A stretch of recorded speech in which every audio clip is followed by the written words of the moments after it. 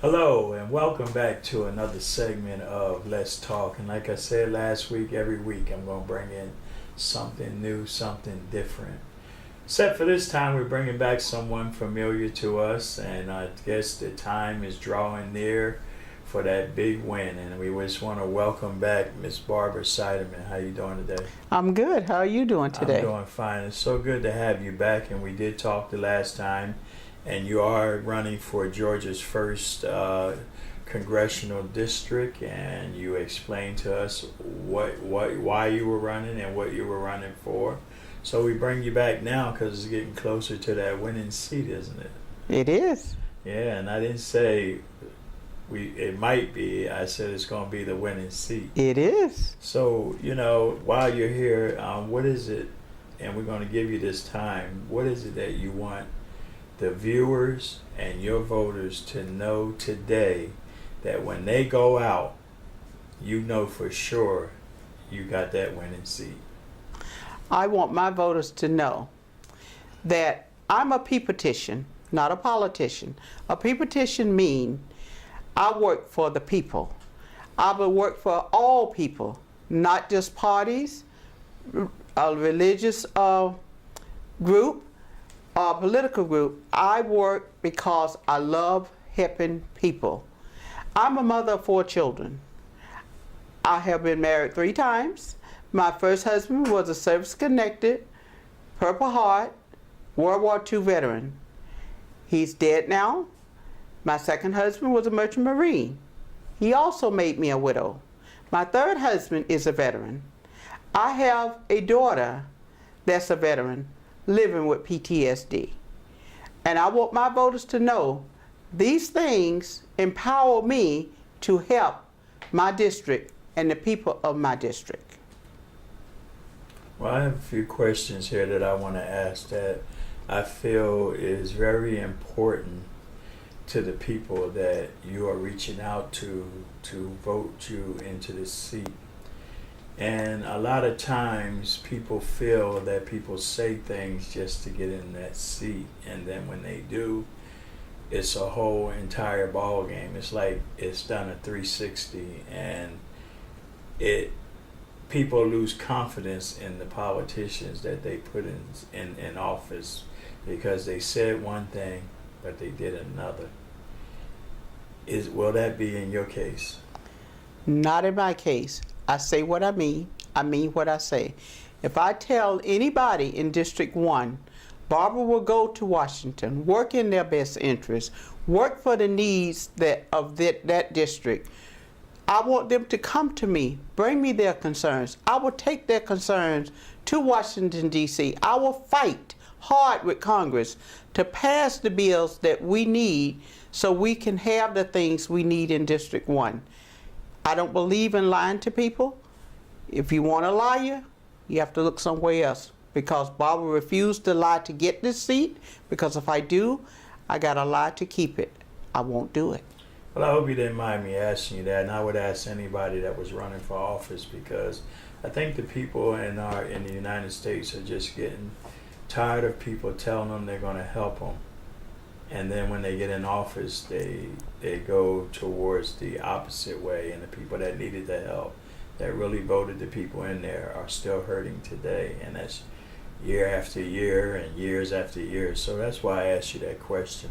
The next question I have for you is, how do you feel, how will the affordable health care impact Georgia and our state here, Florida? Well, my plan is to fight for Medicare for all and Medicaid for all. Because in having Medicare, if it wasn't for Medicare, I couldn't sit here and be healthy as I am today. See, I'm a product of affordable health care. I used to weigh 600 pounds. I had medical issues through the roof. Diabetes, hypertension, rheumatoid arthritis. My heart rate was 37 times a minute. I wore trifocal glasses. After taking off over 300 and something pounds because of Medicare, I have no medical issues. I don't take medicine. I'm healthy. My heart rate now is 63 times a minute.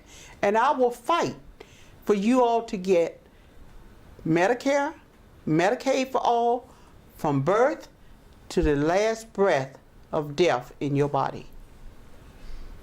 My second question is how do you feel about them cutting Social Security? Well, I'm on Social Security. And once you retire, you don't have a job. You got that one income, Social Security. Why should a government where you paid into the system, it's not an entitlement program, it's your right because you paid for that right to have Social Security when you retire. Now they want to cut that to further their agenda with the bill that was passed?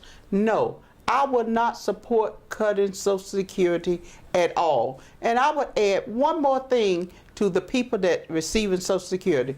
My feelings is the elderly that's getting Social Security should get no less than $100 a month in food stamps and not have to worry about at the cost of living increase it being cut, because that $100, the bottom line, bottom drop of $100 can mean the difference of an elderly person eating or not eating.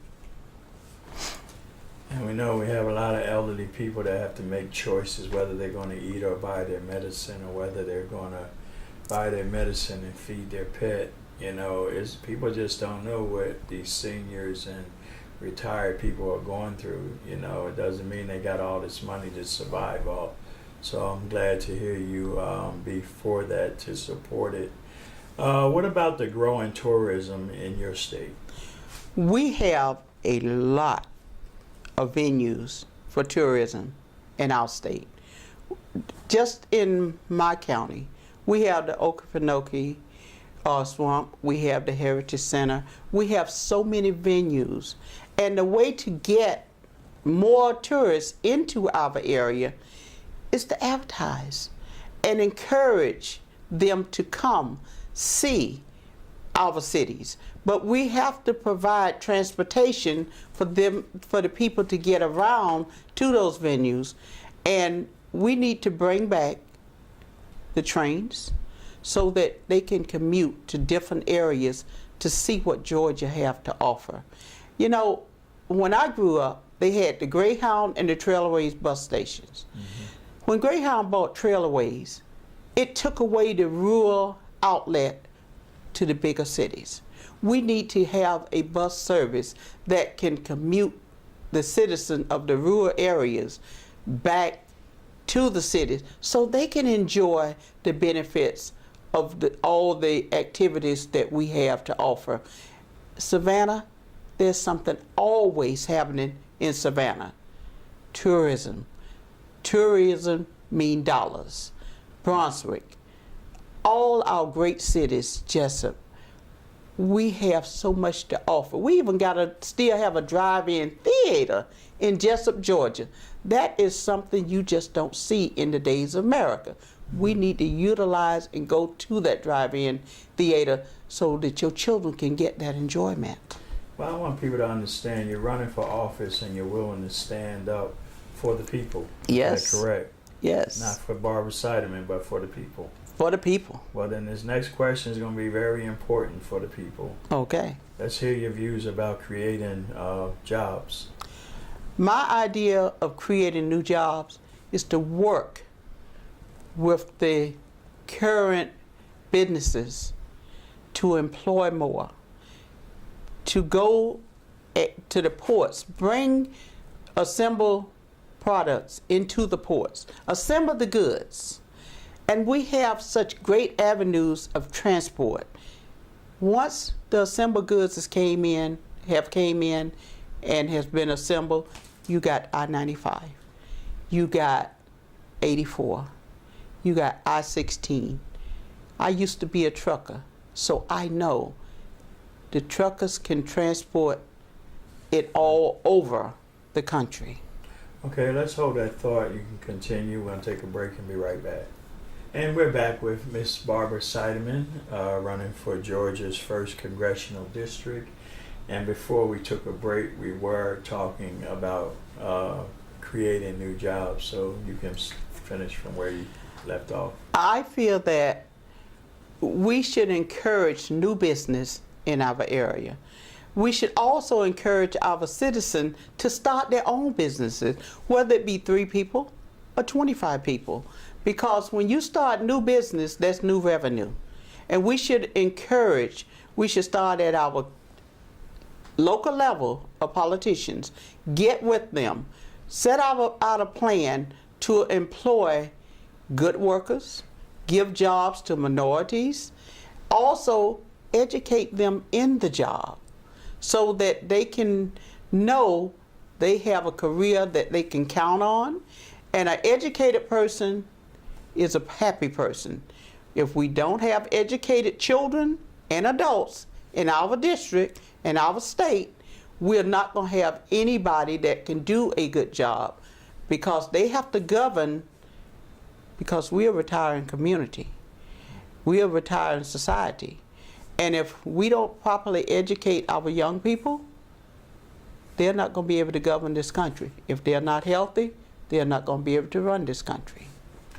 One question, are you for not only creating new jobs, but are you for making sure that trainings are available? I am 100% in favor of having them have training, because we have businesses that will give you apprenticeship training. Even the union will give you apprenticeship training. All children is not college material. We can have vocational jobs, industrialized jobs. We need jobs that children will be happy at, because if they're happy, they will stay with that job. And staying with the job, I've found through life, is the most enjoyable thing you can do, because an enjoyable job is a career job. All right. What do you feel about the port in Georgia? How do you feel about that? Well, we have 2 ports in my district. We have the Savannah port and we have the Brunswick port. I feel there should be no oil drilling at our Savannah port, because I'm a fish lover. And if you mess with the port in drilling for oil, you're going to mess up my fish. And then you're going to have an angry representative. So I support no oil drilling. I support the Army Corps of Engineering shoring up our port, because we are affected by hurricanes too. So we need to make sure that we do something to cut down on the flooding in our district. Okay, and I asked you before, was you for the people or was you for Barbara Seidman? You say you was for the people. Yes. Well, here's another important question. What about supporting our veterans? Our veterans. As in my opening, I told you about my service-connected husband, and I took care of him till the day he died, and I would do it again. Our veterans have been shoved under the bus by politicians too long. I won't say something to a veteran just to get his vote or get her vote. I want their vote because they believe that I care about them, their well-being, and their family well-being. Too many politicians have came out. I support veterans. I support this for veterans. And then when they get to office, they forget about the veteran. Well, I live this. I have seen the devastation of war. It affected my husband. It affected my daughter. I see veterans sitting on the street homeless. That's not acceptable. They fought.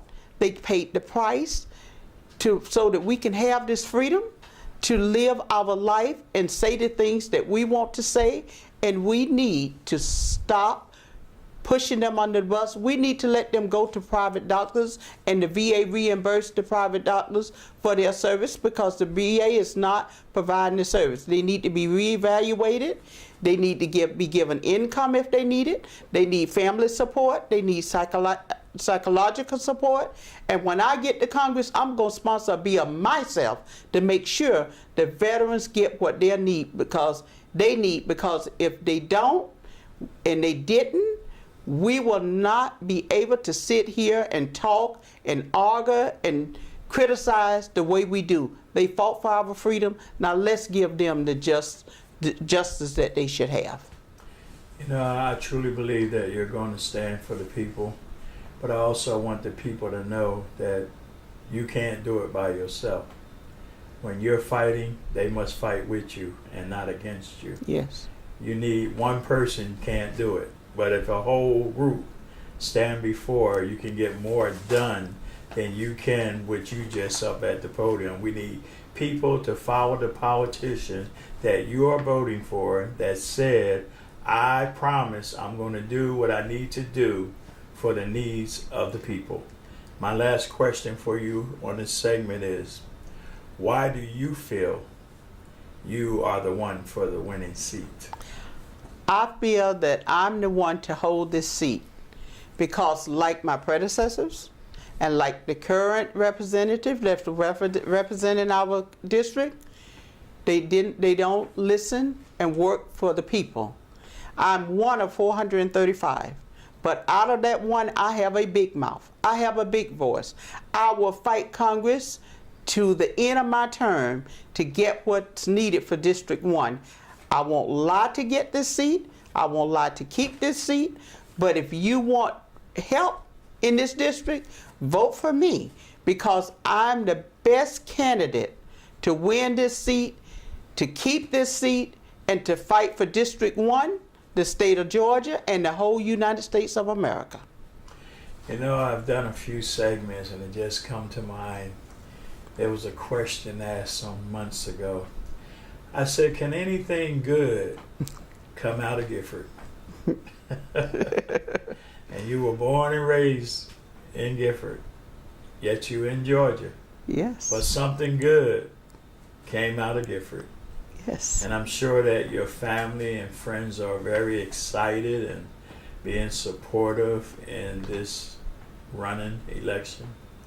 And we hope that those that are viewing this segment today will hear you, get to know you, and be willing to work along with you. I would have used the word fight, but I don't want to use the word fight.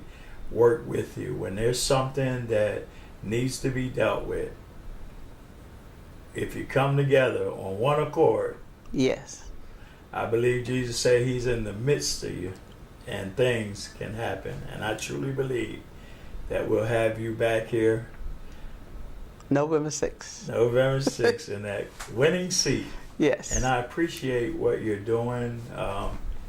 I appreciate that it's not about you, it's about the people. Too much selfishness is going on, because after we get in, it's me, me, me, me, me. But that's not what you said when you was running around and doing your speeches and everything. But you said it's for the people, not yes. for me. And I truly believe that you are the one for that winning seat. If you give people information, how they can call you, how they can donate to help you in this run, you have this opportunity. Go to electseidman.com, my website. My email is electseidman@electseidman.com. My telephone number is 912-614-8330, 912-614-8311. And remember, I need your support, your vote, and $10 for my campaign. Let's do this, District 1. Give me these 2 years. And with that, I'd like to say thank you very much, Ms. Barbara Seidman, running for Georgia's 1st Congressional District. When I see you back here, I want to see the flag going, winning flag. You will. And with that, I'd like to say thank you for tuning in to Let's Talk, and we'll be back next week with another segment.